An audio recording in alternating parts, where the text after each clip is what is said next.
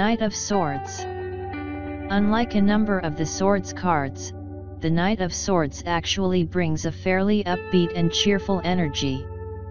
Knights can often mean that someone or something desirable is about to seek you out.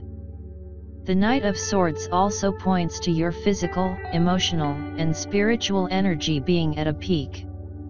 General, if you're waiting for news from someone or something, you are likely to like what you hear.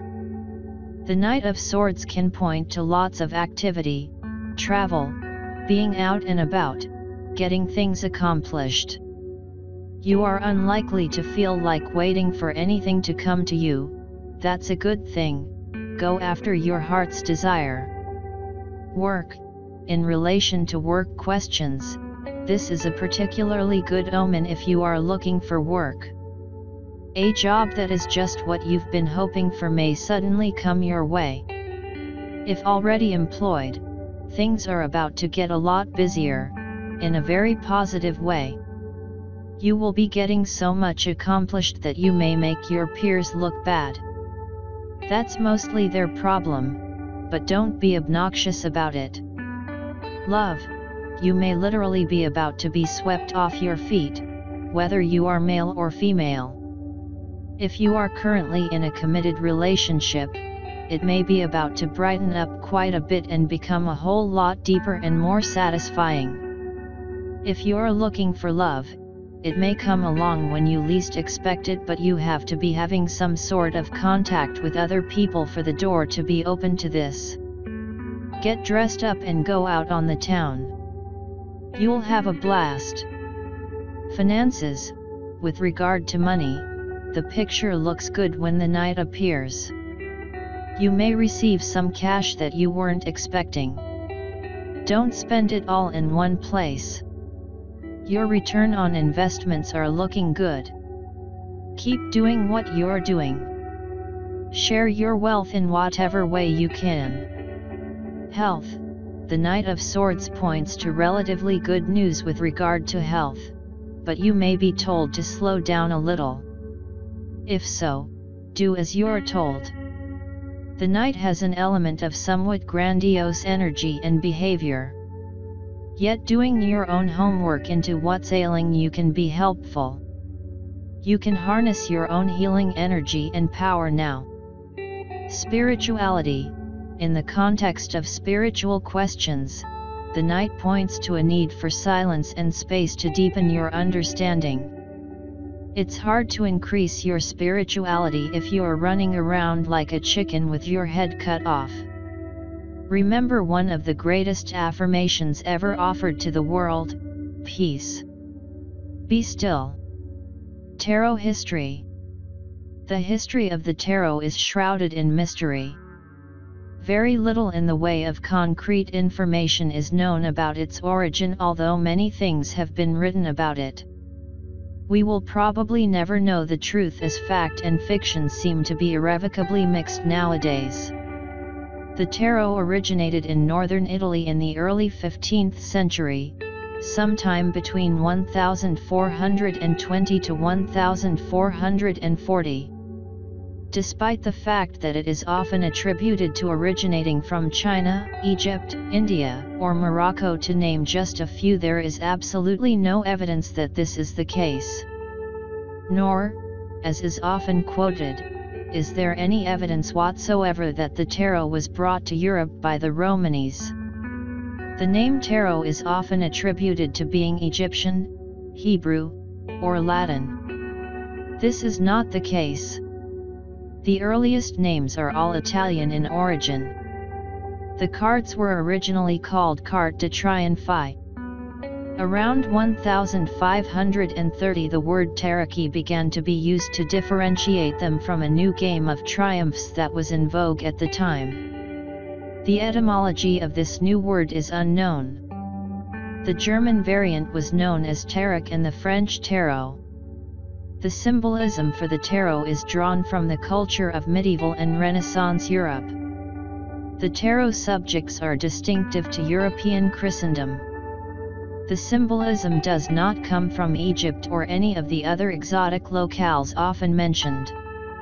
It is often stated that modern-day playing cards evolved from the tarot.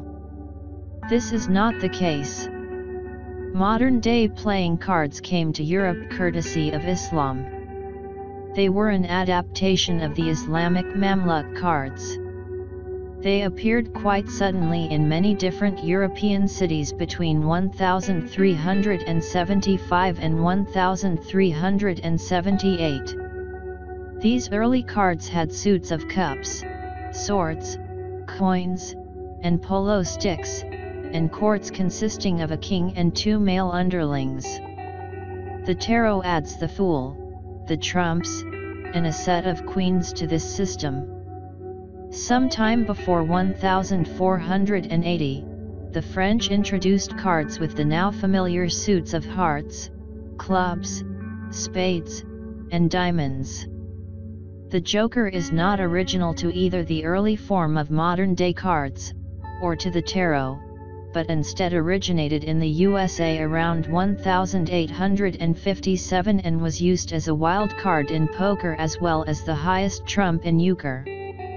It is also often stated that the Catholic and Protestant churches outlawed the tarot and all who used it in an effort to stamp out so-called heretical teachings. This is not the case. The Inquisition documented what the Church considered as evidence of heresy in great detail. The tarot was not even mentioned. After the Reformation, less controversial images for the Pope and Papess were substituted by card makers as the Church had objected to the original images. It is often said that the tarot was not used as a divination tool prior to 1781. The tarot was used as early as the 16th century to compose poems describing personality characteristics. There is historical evidence that in one case at least these verses were presented as relating to the person's fate. In other words, divination. Divinatory meanings were assigned to the tarot in Bologna in the early 1700s, and this is the first unambiguous evidence of tarot divination.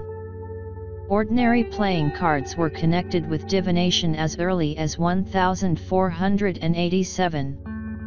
It is not unreasonable to think that the tarot was also.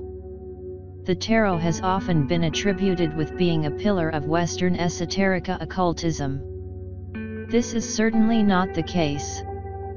The first occult writers to discuss the tarot were Court de Gabellin and the Comte de Melot in 1781. The tarot was not mentioned in any occult work for the first 350 years of its existence. The terms Major Arcana, Minor Arcana, High Priestess, and Hierophant are anachronistic when referring to the older tarot decks. The historically appropriate terms are the trumps and the fool, the suit cards, Papess or Popess, and Pope. Likewise, pentacles and wands are relatively recent substitutions for the traditional suit names of coins and staves or batons. The original Italian titles of the cards were in some cases different from the later French titles that have become familiar to us through the Tarot de Marseille and its descendants. Also, the ordering of the trumps varied considerably in Italy where the cards originated. It is not known which ordering is the earliest one. Even the number of cards in the deck varied a great deal. So care should be used in making statements about the original meaning of the cards based on the familiar titles and ordering. Many believe that the Waite-Smith Tarot is the original, standard, or most authentic tarot deck in existence. This is absolutely untrue. The Waite-Smith/Rider-Waite deck was created in 1909. Not even 100 years ago, making it a relative newcomer in the almost 600-year history of the tarot. There is actually no definitive version of the tarot.